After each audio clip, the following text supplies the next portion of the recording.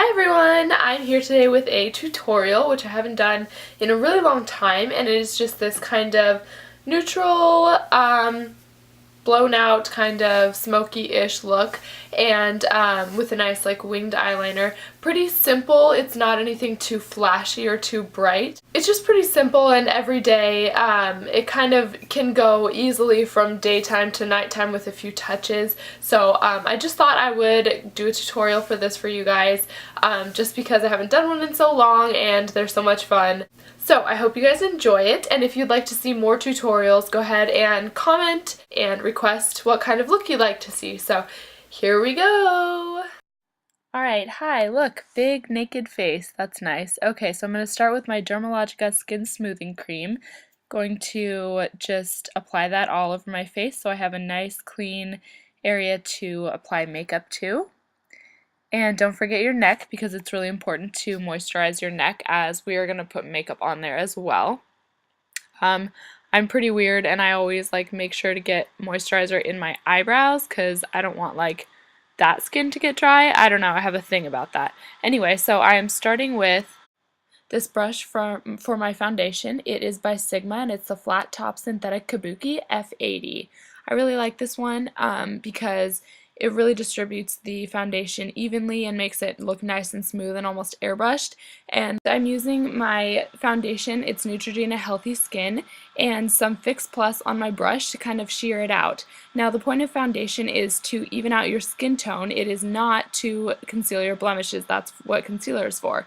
So a lot of people end up putting too much foundation on their face and then wonder why it looks cakey at the end of the day, or even at the beginning of the day, and that's why. So you're about to see me put way too much on my forehead on accident, and it doesn't even look like that much, but it is too much. So just try to remember that when you're doing your foundation, because it really can make a big difference on just the overall appearance of your skin. Don't forget to take it down to your neck as well, and I usually go over that part with my powder as well, just to kind of blend it out. Here we go, about to put way too much on my forehead, and yeah, there you go. So anyway, as you can see, you know, it shows up on my skin a lot more than the rest of the face did, and that's because I just had too much on my brush. So if you use this method, it's going to look really nice and flawless when you're done, and you're not going to use as much product as you would if you were applying with your fingers or without spraying down and wetting down your brush. Okay, time for concealer. This is MAC Studio Finish Concealer, and I'm just using it to cover up any blemishes that I have. The best way to use this concealer is to kind of dot it onto any blemish and then pat around in a circular motion, just so you're not wiping off or like patting around the concealer that you put on the blemish. You want it to still be on there with full coverage, and then you pat around the edges to blend it into the rest of your skin. Okay, going in with MAC's Pro Longwear Concealer for underneath my eyes. I'm going to pat it under there in kind of a triangle, like check mark pattern. You'll see in just a second it looks kind of like a check mark, the pattern that I'm patting in. And I like to use this with my fingers just because I feel like it kind of melts into the skin a lot better when it's like skin to skin. And so I think it looks more flawless that way. And I'm using kind of more of a yellowy based concealer because it will cancel out the blue and like green that I have in my under eye circles. I have pretty dark under eye circles and pretty baggy under eyes, and I always have. And so I find this concealer really helps. So I'm going to prime my eye now, and the reason I'm doing that before I do my powder is because I do all the cream and liquid products first so that I can wash my hands off and then transition to things that are not going to get my hands gross. I'm just weird, that's what I do. I'm using Urban Decay's Primer Potion, and then I'm using the Color Tattoo, and I can't remember what this one is called. It's something pink and pretty. There we go, gotta wash my hands. Okay, so going in with powder, I use my MAC Mineralized Skin Finish Natural and a Sigma F30 large powder brush. I really like this brush, and I really like Sigma brushes in general. However, you'll see in just a second that this one is shedding quite a lot, and yeah, those brush hairs on my cheek, they stay there through the entire video. I'm far enough away from the camera right now that I couldn't see it because my eyes are like going bad, and I have to put my glasses on to focus, and so I didn't know they were there. So I'm going in with my bronzer now, and I'm using NARS Laguna bronzer, and I'm using a duo fiber F50 brush by Sigma as well, and just kind of shaping and contouring my cheekbones a little bit, not too much. I don't want it to be super, super contoured. But just enough to give my face a little bit of shape and a little bit of color. And of course I have a giant forehead, so I always contour that as well.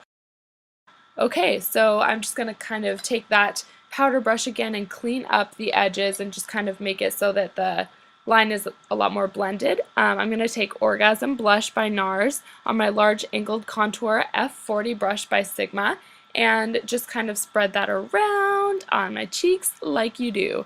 I really like that blush because it goes with a lot of different looks. Now I'm going to go with my Naked palette, and we're going real fast here. I'm going to use the color that's on the very end, and it's called Virgin. I really like this color because it's kind of got pink undertones, and what that does is if you have like any green in your eyes whatsoever, it's going to bring that green out and it's going to make your eyes look really green. I have hazel eyes, and it really makes my eyes pop and it brings out the green, which is what I like. So I'm just taking this all over the lid, and then I'm going to take Naked, and it's just kind of a mid-tone brown, and I am using a Sigma blending brush, and it is an E35. So I'm just blending that through the crease and a little above and a little below so that we'll have an easier time blending the rest of the colors that we're about to put on later. Now I'm going to go in with my fluffy blending brush. This is an E40 by Sigma. It's like the MAC 224. I like it better though because I think it's a little more light and airy and fluffy, and I feel like it blends a little bit better. So I'm just going to go around and blend that really, really well so we have a nice base to build off of. Then I'm going to go ahead and do the same thing on the other side with that white brush first from Sigma. I think that's an E25 if I'm not mistaken. You know, I have a bunch of different sizes and shapes of blending brushes that I use for different purposes, but if you only have one, it's not a big deal. You can get it to work. That's the E40 again by Sigma, just going in to blend it on the other side. And this one is the brush that came with the Naked palette. I can't remember if it came with the Naked 2 or the Naked 1. It actually kind of sucks, and it's trying to be a blending brush, but it really just doesn't blend. I use it right now to just pack on the color, and I'm using the shade called Toasted, if you didn't catch that. So I'm just like kind of depositing the color into the crease area and a little bit above right now on both sides. I'm going to take my E40 again and go ahead and blend that out better this time.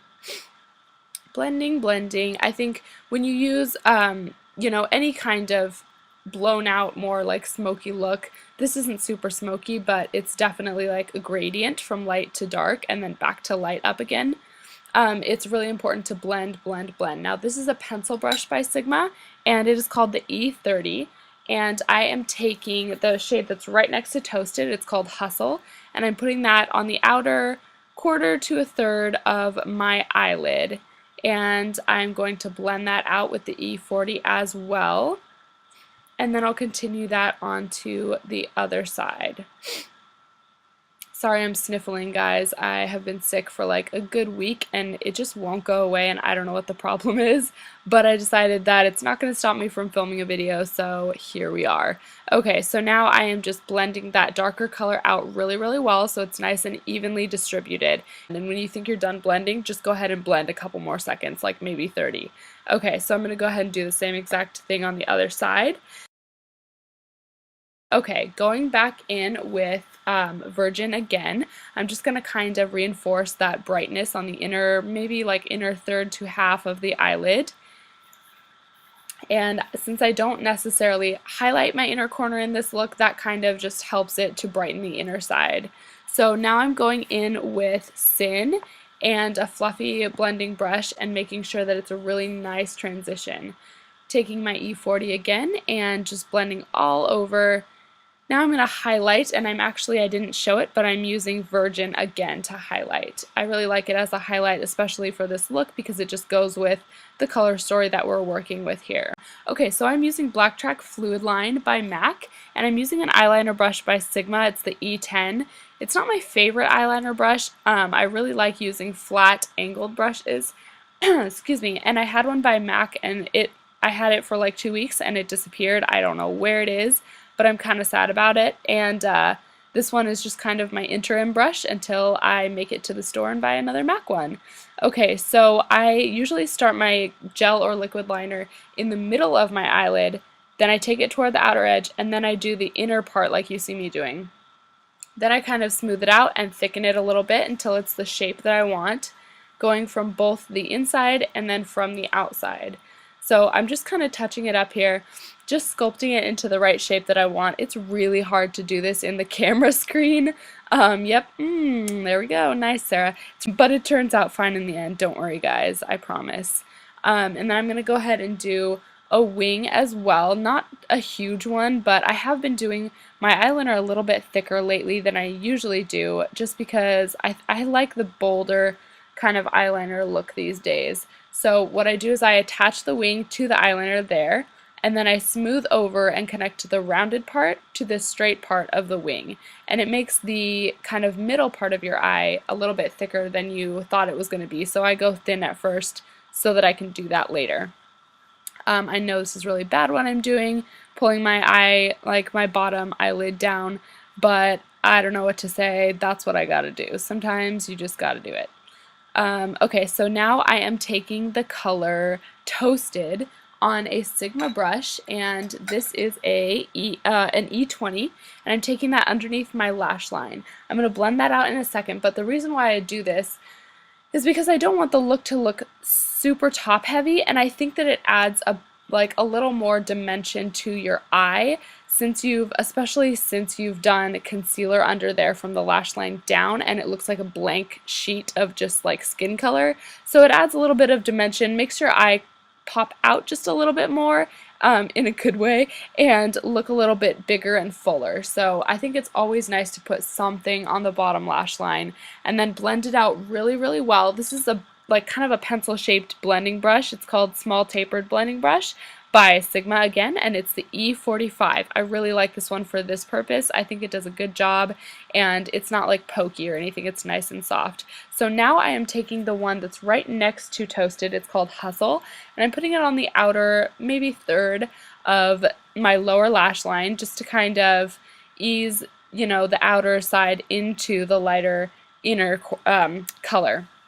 And then blending that once again with the tapered blending brush, and making sure to connect it to the shadow that's above, coming down from the upper lash line.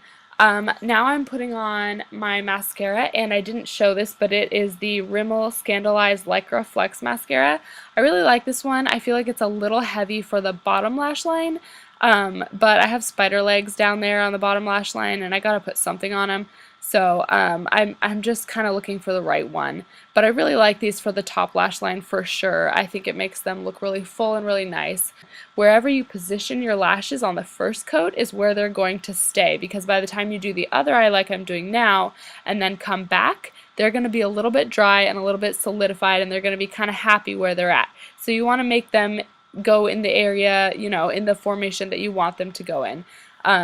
Otherwise, you'll end up with weird clumps and your eyelashes pointing in different directions, and that's no good. It's just not a cute look. So I'm going in with a second coat now on my lashes, and I really do like this mascara. I think it's kind of a good everyday mascara, but at the same time, it really does give your lashes something special. Makes them kind of fluffy and dark. Okay, so this is Nymphette Lip Glass by MAC, and I'm just putting it on because I think it goes with most looks, and I think it's really versatile and I love it. I love lip products, but I don't wear them a lot. I have really long hair and it gets stuck in my lip gloss all the time, so I don't usually wear a ton on my lips, but I'm going to for this look. So that is the finished look, guys. I hope you enjoyed it, and I will see you soon. Okay, so this is the finished look.